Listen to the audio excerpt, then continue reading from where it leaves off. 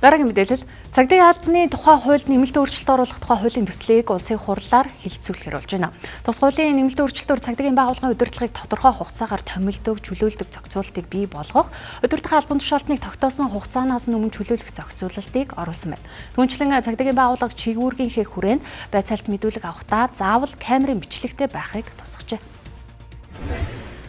Хуулиндаа энэ камерын тухай заалтыг бол заавал оруулах ёстой байна. Энийгээ дагуулад одоо зөвхөн энэ цагдаа биедээ зүгээд явж явах камер биш. Одоо энэ мэдүүлэг эднэр авч яхад байцаалт эднэр авч яхад тэр тусгай өрөөнүүд чинь угаасаа тоноглогдсон.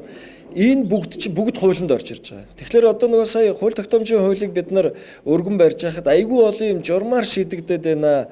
Хуулиар шийдэгдэх асуудал журмаар шийдэгдээд яваад байна гэж яриад байгаа шүү дээ. Тэгэхээр одоо энэ хуулиа хилцэж байхдаа бид нар жишээлбэл энэ камерын асуудал журмаар хилцэгдэжсэнийг одоо хууль руу маш тодорхой оруулж өгч байгаа. Хууль руу тодорхой оруулаад өгөхлөөр энэ дээр жишээлбэл хэд хэдэн үр дагавар гарч ирнэ. Юу гэвэл журмаар байгаа юм төсөвт оруулахад л жишээлбэл төсвийг хасчихад яах ч арга байхгүй болчихж байгаа юм.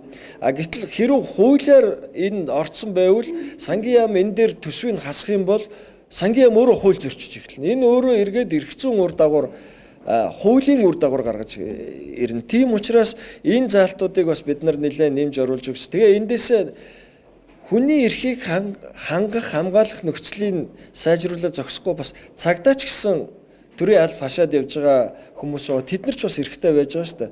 Тэд нар өөрсдөө хамгаалах бас эрхийг баримтжуулаад өгч байгаа.